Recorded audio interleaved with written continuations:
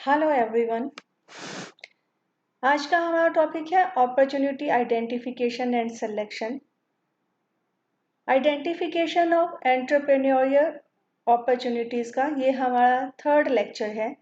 इसमें हम कहेंगे अपॉर्चुनिटी आइडेंटिफिकेशन एंड सिलेक्शन कि एनवायरनमेंट में जो भी अवसर उपलब्ध होते हैं उनको हम कैसे आइडेंटिफाई करें और इतने सारी जो अपॉर्चुनिटी हमें एनवायरनमेंट में मिलती हैं या हमें समाज में मिलती हैं अपने बिजनेस को कंडक्ट करने के लिए, शुरू करने के लिए, इतनी सारी अपॉर्चुनिटीज़ में से हम बेस्ट अपॉर्चुनिटी का चुनाव कैसे करें। तो टॉपिक हुआ हमारा अपॉर्चुनिटी आइडेंटिफिकेशन एंड सिलेक्शन। देखो, एंटरप्रेन्योरशिप जो है वो बिल्कुल डिपेंड करता है अपॉर्चुनिटी डिस्कवरी पे और एक्सप्लॉयटेशन पे। हमें पता है कि कोई भी बिजनेसमैन तभी कामयाब हो सकता है जो लगातार ये नज़र रखता है, एनवायरनमेंट को स्कैन करके ये देखता रहता है कि एनवायरनमेंट में कौन कौन से अवसर उपलब्ध हैं, कौन कौन सी अपॉर्चुनिटी अवेलेबल है और उन अपॉर्चुनिटीज़ को हम कैसे यूज़ कर सकते हैं प्रॉफिट अर्न करने के लिए। कोई भी पर्सन जो आइडिया को कंसीव करता है और एनवायरनमेंट से जो अपॉर्चुनिटी है उसे डिस्कवर करता है, एंटरप्रेन्योर वो पर्सन है। लेकिन किसी भी एंटरप्रेन्योर को अपना बिजनेस शुरू करने से पहले या किसी भी अपॉर्चुनिटी को किसी इकोनॉमिक एक्टिविटी में कन्वर्ट करने से पहले, मतलब ये हुआ कि आपको एनवायरनमेंट में कोई अपॉर्चुनिटी मिली, आपको लगा कि इस अपॉर्चुनिटी को हम इकोनॉमिक एक्टिविटी में कन्वर्ट सकते हैं, यानी एक बिजनेस में कन्वर्ट कर सकते हैं। लेकिन ये सब करने से पहले किसी भी व्यक्ति को अच्छे से स्टडी करना चाहिए, रिसर्च करना चाहिए, आइडिया के जो वैलिडिटी है उसके ऊपर काम करना चाहिए, एनालाइज करना चाहिए, यानी विश्लेषण करना चाहिए अपनी उस अपॉर्चुनिटी को, उस आइडिया को। उसके बाद ही वो किसी भी आइडिया को या अपॉर्चुनिटी को एंटरप्राइज में कन्वर्ट करेगा।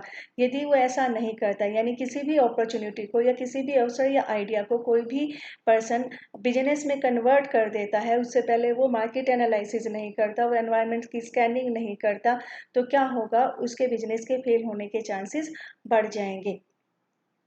एनवायरनमेंट में बहुत सारी अपॉर्चुनिटी अवेलेबल होती हैं, लेकिन मैक्सिमम लोग उन अपॉर्चुनिटीज़ को पहचानने में फेल हो जाते हैं या उनको पहचान तो लेते हैं, लेकिन इतनी सारी अपॉर्चुनिटीज़ में से किस अपॉर्चुनिटी को चूज़ किया जाए उसमें वो सक्सेसफुल नहीं रहते। तो किसी भी किसी भी एंटरप्रेन्योर के लिए ये ज़रूरी है कि वो एनवायरनमेंट में उपलब्ध अपॉर्चुनिटीज़ की पहचान करे, यानी उसके अंदर ऐसी स्किल होनी चाहिए कि वो अपॉर्चुनिटीज़ की पहचान कर सके। ऑब्जर्वेशन की स्किल उसके पास होनी चाहिए, नॉलेज होनी चाहिए, क्रिएटिविटी होनी चाहिए और उसके पास विजन होना चाहिए। नेक्स्ट इसमें हमारे पास टॉपिक आ जाता है role of thinking in opportunity identification and selection. Thinking मतलब चिंतन। चिंतन का क्या रोल है, थिंकिंग का क्या रोल है अपॉर्चुनिटी की पहचान करने में और उसको चुनने में। देखो,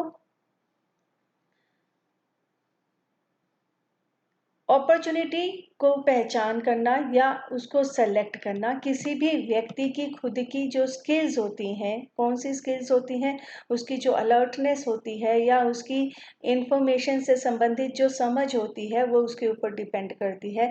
मार्केट में एनवायरनमेंट में बहुत सारी अपॉर्चुनिटी अवेलेबल होती हैं। एनवायरनमेंट से किसी भी व्यक्ति को बहुत सारी इंफॉर्मेशन मिलती हैं, लेकिन उस इंफॉर्मेशन को वो प्रोसेस करेगा। जितनी भी जानकारियाँ आपको मिलती हैं उनको आप प्रोसेस करोगे, उसके बाद आप देखोगे कि वो इंफॉर्मेशन उन इंफॉर्मेशन से क्या कोई अपॉर्चुनिटी जनरेट हो रही है, ताकि उसको आइडेंटिफाई कर सको, उसको सेलेक्ट कर सको। नेक्स्ट इसमें आ जाता है थिंकिंग। थिंकिंग क्या होती है? Thinking depend on the cognitive capacities of prior knowledge and experiences, creativity and general mental ability। इसका मतलब क्या हुआ कि देखो, सबसे पहले तो जितनी भी इंफॉर्मेशन एनवायरनमेंट में अवेलेबल है, तो लोगों को उन इंफॉर्मेशन को इस्तेमाल करने से पहले उनकी प्रोसेसिंग करनी चाहिए, यानी उनके बारे में सोचना चाहिए, अच्छे से उसका एनालिसिस करना चाहिए, उसके बारे में सोचना चाहिए, तो चिंतन करना चाहिए। उसकी जो थिंकिंग है वो किसके ऊपर डिपेंड करेगी? देखो, जब भी हम कुछ सोचते हैं, किसी भी व्यक्ति के बारे में सोचते हैं, किसी वस्तु के बारे में सोचते हैं, किसी भी घटना के बारे में सोचते हैं, तो हमारी जो सोच है, हमारी जो थिंकिंग है, उस पर हमारी हमारी जो प्रियर नॉलेज है, यानी अब तक हमारे पास जो ज्ञान है, हमारा जो अनुभव है, या हमारी जो रचनात्मकता है, हमारी जो जनरल मेंटल एबिलिटी है, ये सारी चीज़ें हमारी थिंकिंग के ऊपर प्रभाव डालती हैं। ये जो चीज़ें हैं, यानी क्या क्या हमारा अनुभव, हमारा ज्ञान, हमारी रचनात्मकता, हमारी जनरल मेंटल एबिलिटी, ये सारी चीज़ें प्रभावित करती हैं कि कोई भी व्यक्ति किसी इंफॉर्मेशन को कैसे प्रोसेस करता है। वो उसको पॉजिटिव वे में भी ले सकता है, यानी सेम इंफॉर्मेशन को कोई व्यक्ति पॉजिटिव वे में लेके प्रोसेसिंग करेगा, कोई नेगेटिव वे में प्रोसेस करेगा। तो हमारे ज्ञान के आधार पे या हमारे एक्सपीरियंस के आधार पे हम इंफॉर्मेशन को प्रोसेस करते हैं। लेकिन information processing is important because it describes the process of interpreting and combining new information. information को process करना बहुत ज़रूरी है, क्योंकि इससे हमें पता लगेगा कि जो भी जानकारी हमारे पास उपलब्ध है, हम उसमें से interpretations कर सकते हैं, उसकी interpret कर सकते हैं, उसका आकलन कर सकते हैं, और उससे हम नई जानकारी के साथ क्या कर सकते हैं, combine कर सकते हैं। These processes may lead to new conclusion and the identification of new business opportunity. जब हमारे पास जो जानकारी, नई जानकारी आएगी, उसकी हम प्रोसेसिंग शुरू करेंगे, यानी उसके बारे में हम सोचना शुरू करेंगे, उसके ऊपर चिंतन करना शुरू करेंगे, तो इससे हमें नए कंक्लूजन मिलेंगे और नए हमें क्या मिलेंगे, बिजनेस अपॉर्चुनिटी के बारे में पता लगेगा। तो किसी भी इंफॉर्मेशन को प्रोसेस करने के लिए बेसिकली हमें तीन चीज़ें चाहिए होती हैं। सबसे पहले क्रिएटिविटी यानी रचनात्मकता। यदि हम किसी भी इंफॉर्मेशन के बारे में या समस्या के बारे में या किसी भी चीज़ के बारे में जब सोचते हैं, उसमें हम अपनी क्रिएटिविटी इन्वॉल्व करते हैं, तो हम क्या करेंगे, हमारे पास जितनी भी इंफॉर्मेशन है उसको हम कंबाइन करके नए प्रोडक्ट और नई सर्विसेज को जनरेट कर सकते हैं। इसके अलावा नेक्स्ट इसमें जो चीज़ है, जब हम किसी चीज़ के बारे में सोचते हैं तो क्या आता है, डाइवर्जेंट थिंकिंग। डाइवर्जेंट थिंकिंग क्या होती है कि जब हम किसी समस्या के बहुत सारे समाधान खोजने के पहलू पे काम करते हैं, तो उसे डाइवर्जेंट थिंकिंग कहते हैं। तो रिसर्च ये बताती है कि जब भी क्रिएटिविटी की बात होती है, क्रिएटिविटी यानी हम रचनात्मकता की बात करते हैं, हम किसी समस्या का समाधान क्रिएटिविटी से खोजना चाहते हैं, तो उसमें डाइवर्जेंट थिंकिंग जो है वो बहुत कंट्रीब्यूट करती है, क्योंकि डाइवर्जेंट थिंकिंग से हमें अपॉर्चुनिटी की आइडेंटिफिकेशन बहुत अच्छे से हो जाती है, हम आसानी से पहचान सकते हैं। इसके साथ साथ क्या है कि जो डाइवर्जेंट थिंकिंग है, the entrepreneurship literature suggest that the general mental ability has a positive effect on opportunity identification. जब हम किसी भी चीज़ के बारे में डाइवर्जेंट थिंकिंग करते हैं, तो उससे क्या होता है, हमारी जो जनरल मेंटल एबिलिटी है वो बढ़ जाती है और अपॉर्चुनिटी आइडेंटिफिकेशन पे एक पॉजिटिव प्रभाव पड़ता है। General mental ability in cognitive ability to decompose and understand complex information, to derive conclusion and to solve problems. General mental ability क्या है, जनरल मेंटल एबिलिटी क्या है कि ये हमें बताती है, हमारी इस मेंटल एबिलिटी की मदद से हमारी जो कॉम्प्लेक्स इंफॉर्मेशन होती है, यानी कठिन कठिन जानकारियाँ होती हैं, उसे हम समझ पाते हैं, उसे डिकम्पोज कर पाते हैं, उसमें से हम कंक्लूजन निकाल पाते हैं, और उसमें से उसकी मदद से हम अपनी जनरल मेंटल एबिलिटी की मदद से हम प्रॉब्लम्स का सॉल्यूशन कर पाते हैं। All this shown that the way of thinking of individual affect process opportunity identification and selection of an entrepreneurship।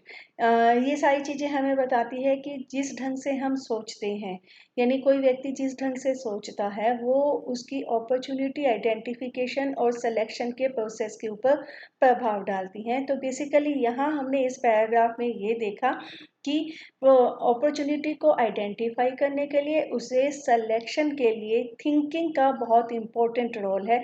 Thinking basically किसने काम आती है, सोचने से हमें ये पता लगता है कि एनवायरनमेंट में जो हमें एनवायरनमेंट से इंफॉर्मेशन मिली है, उसको हम कैसे अपने लिए बेस्ट यूज़ कर सकते हैं।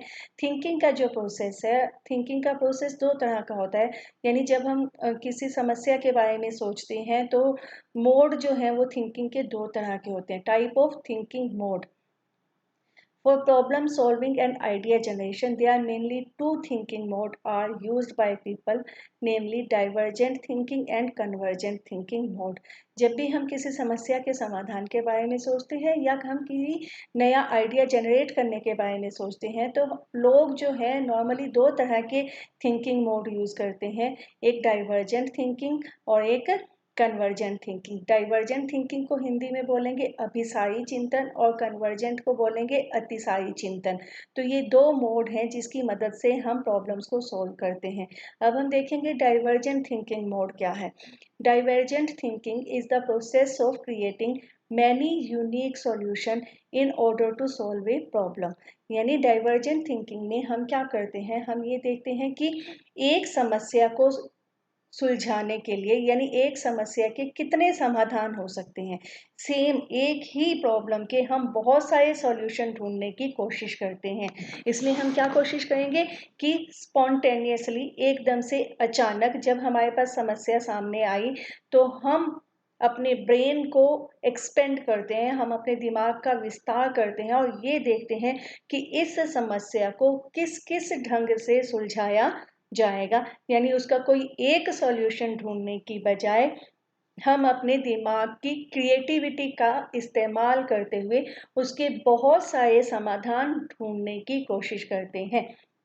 ये देखो यहाँ है, divergent thinking is a thought process used to generate creative ideas by exploring many possible solution. Divergent thinking क्या है, एक थॉट प्रोसेस है, यानी ये एक सोचने का ढंग है जिसमें हम क्या करते हैं, हम किसी समस्या के समाधान के लिए क्रिएटिव आइडियाज सोचते हैं। Creative ideas by exploring many possible solution, यानी एक ही समस्या के हम बहुत सारे समाधान खोजते हैं ताकि हमें एक क्रिएटिव आइडिया मिल सके। Thus, it is the act of generating many possible ideas to complete a task or fit a criteria। यानी इसमें हम क्या करते हैं, इसमें हम बहुत सारे आइडियाज, बहुत सारे संभव सॉल्यूशन ढूंढते हैं एक कार्य को पूरा करने के लिए। It is usually happen free flowing spontaneous manner where multiple creative ideas are engendered evaluated। इसमें क्या किया जाता है, जितने भी आइडियाज आते हैं वो फ्री फ्लोइंग आते हैं, यानी मुक्त प्रवाह से आते हैं। उसमें कोई ऐसे बर्डन नहीं दिया जाता, जिसके दिमाग में जो आइडिया आता है वो देता जाता है। स्पॉन्टेनियस मैनर में आते हैं, अचानक एकदम से आते हैं। इसमें हम एक ही समस्या के बहुत सारे क्रिएटिव सॉल्यूशंस खोजने की कोशिश करते हैं। एक बार हमें बहुत सारे आइडियाज मिल जाएंगे, यानी डाइवर्जेंट थिंकिंग में हमने क्या किया, एक ही समस्या के बहुत सारे समाधान खोजे। तो एक ही समस्या के मान लो हमें 10 सॉल्यूशन मिल गए, उन 10 को अब हम क्या करेंगे, स्ट्रक्चर्ड करेंगे, ऑर्गेनाइज करेंगे, यानी उनको हम सिस्टमेटिकली ढंग से ऑर्गेनाइज करके उसमें से एक बेस्ट आइडिया चूज करेंगे। तो वो हमारा सेकंड थिंकिंग मोड हो जाएगा, कौन सा, कन्वर्जेंट थिंकिंग मोड। तो पहले हम डाइवर्जेंट थिंकिंग मोड करे थे, इसका हम एग्जाम्पल करते हैं। देखो इसमें क्या किया जाता है, डाइवर्जेंट थिंकिंग में हमारे पास एक प्रॉब्लम होती है, एक क्वेश्चन होता है या एक प्रॉब्लम होती है। ठीक है, ये आपकी एक प्रॉब्लम है। इसमें हम क्या करेंगे, इसमें हम इस प्रॉब्लम के सॉल्यूशन के लिए as many as possible, यानी जितने संभव हो सके उतने सॉल्यूशन ढूंढने की कोशिश करेंगे। जैसे ये प्रॉब्लम थी, इसका सॉल्यूशन 1 2 3 4 5 6 7 8 9, इसके 9 सॉल्यूशन हो सकते हैं। तो हम क्या करेंगे, हम जनरेट करेंगे कि इस प्रॉब्लम के समाधान के लिए कितने सॉल्यूशन हो सकते हैं। अब हम इसका एग्जाम्पल करेंगे, एक एग्जाम्पल ऑफ डाइवर्जेंट थिंकिंग। मान लो, imagine you are in a high school physics class and your teacher has given you an extra credit assignment। मान लो आप एक हाई स्कूल की फिजिक्स की क्लास अटेंड कर रहे हो, आपके टीचर ने आपको एक असाइनमेंट दी है। You must create a structure that will hold an egg that can be dropped 15 feet without breaking the egg. आपके टीचर ने आपको असाइनमेंट दी है कि आप एक ऐसा स्ट्रक्चर बनाओ, एक ऐसा डिजाइन बनाओ जिसमें आप एक अंडा रखो और उस स्ट्रक्चर को आप 15 फुट से नीचे गिरा दो, लेकिन वो एग जो है वो टूटना नहीं चाहिए। तो एक आपके सामने प्रॉब्लम आई, यानी आपने ये एक प्रॉब्लम आई, उसमें आपने क्या करना है, एक स्ट्रक्चर डिजाइन करना है जिसमें एग रख के उसे 15 फुट से नीचे फेंक दो, और लेकिन अंडा टूटना नहीं चाहिए। तो आपके पास क्या क्या सॉल्यूशन हो सकते हैं, देखो इसमें 3 सॉल्यूशन इसने दिए हुए। आप क्या करो, एक वुडन बॉक्स लो, एक लकड़ी का बक्सा लो, उसे घास के साथ भर दो, उसके अंदर एग रख के उसको फेंक दो, ठीक है। सेकंड, आप एक कॉटन पिल्लो ले सकते हो, उस कॉटन के पिल्लो के अंदर आप एग को रखो और उसे सिल दो, सिलाई लगा दो उसके ऊपर। या फिर आप एक प्लास्टिक कंटेनर ले सकते हो, उसको पानी से भर सकते हो, उसके अंदर अंडा रख दो। तो these are 3 different ideas that all might work better or worse. ये 3 आइडियाज हैं, हो सकता है ये सारे के सारे अच्छे से काम करें, हो सकता है इनमें से कोई भी काम नहीं करे, लेकिन आप आइडिया जनरेट कर रहे हो एक ही प्रॉब्लम के, ये 3 आइडिया जनरेट किए हुए, और कितने भी हो सकते हैं। आप इसे ब्रेनस्टॉर्मिंग प्रोसेस के साथ यूज कर सकते हो। तो उसमें क्या होगा कि जितने भी लोग बैठे हैं वो सब अपना अलग अलग आइडिया देंगे। सेकंड क्या है, जब हम कोई सेकंड एग्जांपल, जब हम कोई पोयम लिखते हैं, जब हम स्टोरी लिखते हैं, तो हमारे पास स्टोरी के और पोयम के अंदर जो करेक्टर्स होते हैं, ठीक है, जो व्यक्तित्व होते हैं, उनको जनरेट करने के बहुत सारे आइडियाज होते हैं। हम एक स्टोरी में 50 करेक्टर भी ऐड कर सकते हैं, 10 भी ऐड कर सकते हैं, 25 भी ऐड कर सकते हैं, कितने भी करेक्टर्स हम स्टोरी में ऐड कर सकते हैं। तो ये क्या है, डाइवर्जेंट थिंकिंग का मोड है। नेक्स्ट क्या है, जो पेपर क्लिप है, आप उसको कहाँ कहाँ यूज कर सकते हो, ये भी डाइवर्जेंट थिंकिंग है, ठीक है। नेक्स्ट है objective of divergent thinking. Divergent thinking के ऑब्जेक्टिव्स क्या है, जनरेट मैनी आइडियाज, जैसे हमने किया। इसमें क्या किया जाता है, एक ही डिफिकल्टी के, एक ही प्रॉब्लम के बहुत सारे आइडिया जनरेट करने की कोशिश की जाती है। ये एक क्रिएटिविटी का प्रोसेस है। इसमें हम क्या करेंगे, हमारी क्रिएटिविटी यूज करेंगे, हमारे जो ह्यूमन थॉट्स और एक्शंस हैं उसकी मदद से हम क्या करेंगे, एक ही समस्या के बहुत सारे समाधान खोजने की कोशिश करेंगे। डाइवर्जेंट थिंकिंग की मदद से हमें एक ही टॉपिक के अलग अलग पहलुओं को जानने की मदद मिलती है, हमें क्षमता मिलती है कि हम एक समस्या या एक टॉपिक के कितने अलग अलग पहलू हो सकते हैं, उसके कितने कंपोनेंट्स हो सकते हैं। इन सब की जानकारी हमें तब मिलती है जब हम अपना डाइवर्जेंट थिंकिंग मोड यूज करते हैं। डाइवर्जेंट थिंकिंग मोड में जितने भी आइडियाज हैं वो फ्री फ्लो होते हैं, यानी वो फ्री फ्लो होते हैं। उसके लिए हम कोई स्ट्रक्चर, हम कोई ऑर्गेनाइज्ड स्ट्रक्चर डिजाइन नहीं करते, वो अनऑर्गेनाइज्ड फैशन के हिसाब से होते हैं। नेक्स्ट है, डाइवर्जेंट थिंकिंग से हमें बहुत सारे अच्छे डिजाइन मिल सकते हैं। देखो, जब भी हमें कोई एक अच्छा डिजाइन चाहिए हो या ब्रेक थ्रू वर्क चाहिए हो, तो हमें क्या करना पड़ेगा, हमें पहले ये देखना होगा कि किसी भी काम को करने के कितने ढंग हो सकते हैं, तो उसमें से उसके बाद हम बेस्ट आइडिया निकालेंगे। तो डाइवर्जेंट थिंकिंग हमें अलग अलग ऑप्शन प्रोवाइड करता है कि किसी काम को या किसी समस्या को सुलझाने के क्या क्या मेथड हो सकते हैं, ठीक है। नेक्स्ट है थिंकिंग ब्रॉडली। थिंकिंग ब्रॉडली तो जाहिर सी बात है, जब हम एक समस्या के बहुत सारे समाधान सोचने के बारे में सोचेंगे, तो हम अपने माइंड को आउटसाइड द बॉक्स ले जाके सोचेंगे, हम अपनी क्रिएटिविटी को आगे लेके आएंगे, तभी हमें समस्या के अलग अलग समाधान मिलेंगे। यानी इसमें हम अपनी जो थिंकिंग प्रोसेस उसे ब्रॉड कर देते हैं, उसे विस्तृत कर देते हैं। और ये जो काम है, कुछ लोगों के लिए ये काम बहुत आसान होता है और कुछ लोगों को इसके ऊपर बहुत सारी मेहनत करनी पड़ती है। लेकिन इसका फायदा क्या होता है, इससे हमें ओरिजिनल आइडिया मिलते हैं। क्या मिलते हैं, ओरिजिनल आइडिया मिलते हैं। नेक्स्ट है convergent thinking. Convergent thinking divergent thinking का अपोजिट है। Convergent thinking is a term use to describe the process of finding a single best solution of a problem. इसमें क्या किया जाता है, किसी समस्या का सिर्फ एक ही बेस्ट सॉल्यूशन ढूंढने की कोशिश की की जाती है। Many tests that are used in schools such as multiple choice test, spelling test, math quizzes and standardized tests are measures of convergent thinking. अब तक आप जो भी क्वेश्चंस करते हो, जो MCQs करते हो या स्पेलिंग टेस्ट करते हो, मैथ क्विज करते हो, ये सारे के सारे एग्जाम्पल हैं कन्वर्जेंट थिंकिंग के। देखो, आपको यदि पूछा जाए कि 3+3 कितने होते हैं, तो आप क्या करोगे? क्या आप इसके अलग अलग आंसर दे सकते हो?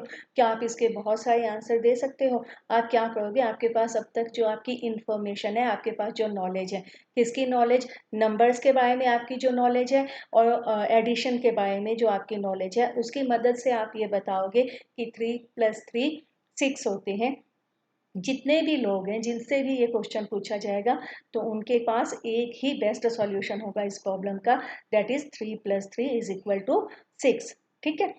If you knew the answer you use to convergent thinking, यानी जब आपके पास एक वेल डिफाइंड प्रॉब्लम है और उसका करेक्ट आंसर है और वो आंसर आपको पता है, तो आप क्या यूज कर रहे हो? कन्वर्जेंट थिंकिंग यूज कर रहे हो। ये जो फिगर दिया हुआ है, ये आपको क्या बताता है? कन्वर्जेंट थिंकिंग का प्रोसेस बताता है। कन्वर्जेंट थिंकिंग आपकी एक इंफॉर्मेशन से शुरू होती है। इंफॉर्मेशन कोई प्रॉब्लम हो सकती है, कोई स्टेटमेंट हो सकती है। ठीक है। जैसे 2+2, ये आपके पास एक इंफॉर्मेशन है, ये इंफॉर्मेशन से शुरू होता है। ये इंफॉर्मेशन 1 लाइन की भी हो सकती है, ये इंफॉर्मेशन 10 लाइन की भी हो सकती है, ये इंफॉर्मेशन 25 लाइन की भी हो सकती है। तो आपको एक इंफॉर्मेशन प्रोवाइड की गई, उसका आपको सिंगल बेस्ट सॉल्यूशन ढूंढना है। तो इस इंफॉर्मेशन में आप क्या करोगे? अब तक आपके पास जो भी नॉलेज है, जितना भी ज्ञान आपने अब तक प्राप्त किया है, उसकी मदद से आप इस इंफॉर्मेशन का एक सिंगल आंसर निकालोगे। ये जितनी भी आपके पास नॉलेज है, उसकी मदद से उस नॉलेज को आप क्या करोगे? उसकी प्रोसेसिंग करोगे अपने माइंड में और एक सिंगल बेस्ट सॉल्यूशन आप निकालोगे। जैसे आपसे पूछा जाए कि इंडिया की कैपिटल क्या है, तो आप क्या करोगे? आप आंसर, अब तक आपके पास जो नॉलेज आपने गेन की, वो आपके पास है, आपके माइंड में। आप अपने माइंड में उस नॉलेज को गैदर करोगे और उसका एक आंसर निकालोगे कि इंडिया की कैपिटल दिल्ली है। ये आपका एक बेस्ट आंसर निकल आएगा। ठीक है। नेक्स्ट है element of convergent thinking. Element of convergent thinking में क्या आएगा? कन्वर्जेंट थिंकिंग में हम क्या करते हैं? किसी भी प्रॉब्लम का, किसी भी समस्या का एक सिंगल बेस्ट सॉल्यूशन ढूंढने के ऊपर फोकस करते हैं। Making association, convergent thinking requires seeing the problem from a different perspective और making a unique association between parts of the problem। इसमें क्या किया जाता है? समस्या के जितने भी कंपोनेंट्स होते हैं, जितने भी पार्ट्स होते हैं, उनके बीच में एक एसोसिएशन डेवलप करके और एक यूनिक सॉल्यूशन ढूंढा जाता है प्रॉब्लम का। Accuracy and logical, convergent thinking में क्रिएटिविटी पे ध्यान नहीं दिया जाता। इसमें हम स्पीड पे, एक्यूरेसी पे, लॉजिक पे ध्यान देंगे। हम जितनी भी इंफॉर्मेशन है उनको एक्यूमुलेट करेंगे, यानी इकट्ठा करेंगे और समस्या का एक समाधान ढूंढने की कोशिश करेंगे। क्लियरली डिफाइंड क्वेश्चंस, इसमें क्या है? Convergent thinking is oriented towards driving the single best answer to a clearly defined questions, कि एक आपके पास क्लियर डिफाइन किया हुआ क्वेश्चन होगा, उसका आप सिंगल बेस्ट आंसर निकालोगे। नॉलेज, इसमें क्या है? आपके पास नॉलेज होनी चाहिए, यानी आपके पास जानकारी पहले से ही, ज्ञान पहले से ही होना चाहिए, तभी आप क्या कर सकोगे? जब आपके सामने समस्या आएगी तो आप उस नॉलेज को रिकॉल करोगे, आपके माइंड में जो स्टोर्ड इन्फॉर्मेशन है उसमें से एक रेडीमेड आंसर निकालोगे या सॉल्यूशन उसका निकालोगे। सारी इन्फॉर्मेशन को एक्यूमुलेट करके, इकट्ठा करके, एक उन इन्फॉर्मेशन की प्रोसेसिंग करके एक बेस्ट आंसर आप निकालोगे। ठीक है। अब आ जाता है लास्ट टॉपिक आपका, differences between convergent and divergent thinking. Goal, goal क्या है डाइवर्जेंट थिंकिंग का? इसमें एक समस्या के as many as possible solution ढूंढने की कोशिश की जाती है, यानी बहुत सारे यूनिक सॉल्यूशन ढूंढने की कोशिश की जाती है। लेकिन कन्वर्जेंट थिंकिंग में क्या करते हैं? एक सिंगल करेक्ट सॉल्यूशन ढूंढा जाता है प्रॉब्लम का। Nature of problem, divergent thinking में जो प्रॉब्लम है वो स्पॉन्टेनियस है और फ्री फ्लो होती है। यहाँ पे जो थिंकिंग है वो सिस्टमेटिक होती है और लॉजिकल होती है।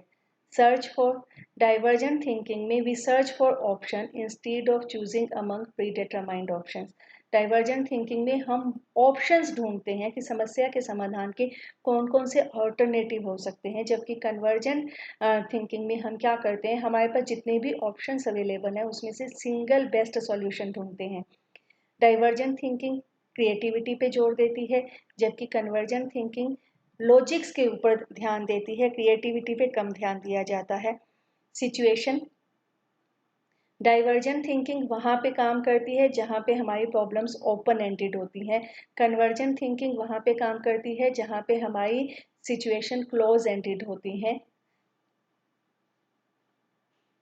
स्टेटिंग of process, divergent thinking starts from few and comes up with more. Divergent thinking में हमारी समस्याएं कम होती हैं लेकिन सॉल्यूशन बहुत सारे होते हैं, लेकिन कन्वर्जेंट थिंकिंग में हम हमारी बहुत सारी इंफॉर्मेशंस में से एक सॉल्यूशन निकालने की कोशिश करते हैं। एम्फेसाइज, डाइवर्जेंट थिंकिंग पे किस पे जोर दिया जाता है, it requires making unexpected combination, recognising link between remote association, transforming information into unexpected forms and like.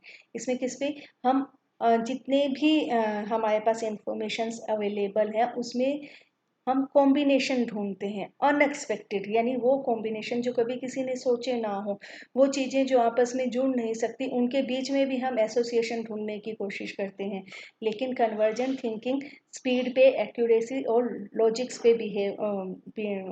पे एम्फेसाइज करती है, जोर देती है। It focus on accumulating information, recognizing the familiar, reapplying the set techniques and preserving the already no.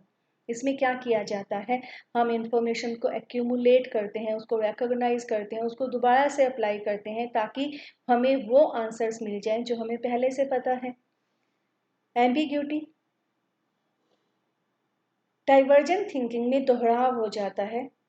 कई बार हमें बहुत सारे ऐसे आइडियाज़ मिलते हैं जो रिपीटेड होते हैं, कई बार हमें अनयूजुअल और सरप्राइजिंग आइडियाज़ मिलते हैं, लेकिन कन्वर्जेंट थिंकिंग में हमें हमेशा सिंगल बेस्ट आंसर मिलता है। वो आंसर या तो सही होगा या गलत होगा, आइदर इट इज राइट और wrong. Divergent thinking is unconventional, seeing the known in new light.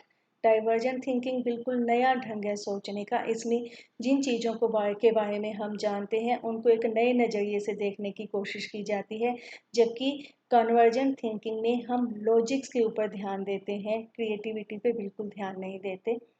Making association, divergent thinking में हम बिल्कुल अलग अलग चीज़ों के बीच में भी एसोसिएशन ढूंढने की कोशिश करते हैं, लेकिन कन्वर्जेंट थिंकिंग में हम क्या करते हैं, जो पहले से हमें इंफॉर्मेशन से जो हमारे पास अवेलेबल है उन्हीं इंफॉर्मेशंस को हम वापस से एक्यूमुलेट करते हैं, उनको रिकग्नाइज करते हैं, उनको रीअप्लाई करते हैं और वो आंसर्स निकालने की कोशिश करते हैं जो हमें पहले से ही पता है। डाइवर्जेंट थिंकिंग की मदद से हमें बहुत सारे सरप्राइजिंग आंसर मिल सकते हैं, लेकिन कन्वर्जेंट थिंकिंग से हमें एक ही सही आंसर या गलत आंसर, करेक्ट आंसर मिलेगा यदि हमारी इन्फॉर्मेशन को हमने सही ढंग से प्रोसेस किया है। डाइवर्जेंट थिंकिंग में हम नई पॉसिबिलिटीज़, नई संभावनाएं खोजने की कोशिश करते हैं, लेकिन कन्वर्जेंट थिंकिंग में हम एक्यूरेसी और करेक्टनेस पे ध्यान देते हैं। डाइवर्जेंट थिंकिंग में रिस्क इन्वॉल्व होता है क्योंकि इसमें अनसर्टेनिटी और एक्साइटमेंट इन्वॉल्व होती है। कन्वर्जेंट थिंकिंग सेफ्टी के साथ, यानी इसमें रिस्क नहीं होता, इसमें सिक्योरिटी और सेफ्टी होती है। नॉलेज आ गया, नॉलेज में क्या है, answer to the same question arrived at via divergent thinking में very substantially from person to person but be of equal value। Divergent thinking में क्या होता है कि एक ही क्वेश्चन का जो आंसर है वो अलग अलग व्यक्ति अलग अलग ढंग से देंगे, लेकिन कन्वर्जेंट थिंकिंग में सेम क्वेश्चन का आंसर सभी लोग सेम देंगे, क्योंकि हमें पता है कि 3+3=6 और 2+2=4, तो कितने भी लोगों से ये क्वेश्चन पूछा जाए जिनके पास इंफॉर्मेशन है नंबर्स की और एडिशंस की, वो सेम आंसर देंगे, तो आपके पास रेडीमेड आंसर एग्जिस्ट करते हैं। पर्सनालिटी में क्या आ जाएगा, personality Generally, personality characteristics, namely extraversion and openness, are required to make possible divergent thinking. यानी वो लोग divergent thinking कर सकते हैं जो थोड़ा extraversion है या जिनके mind में openness है, वही लोग divergent thinking process से सोच सकते हैं. लेकिन convergent के लिए कोई खास personality traits की जरूरत नहीं है. ठीक है, तो आज का टॉपिक इतना ही. Thank you.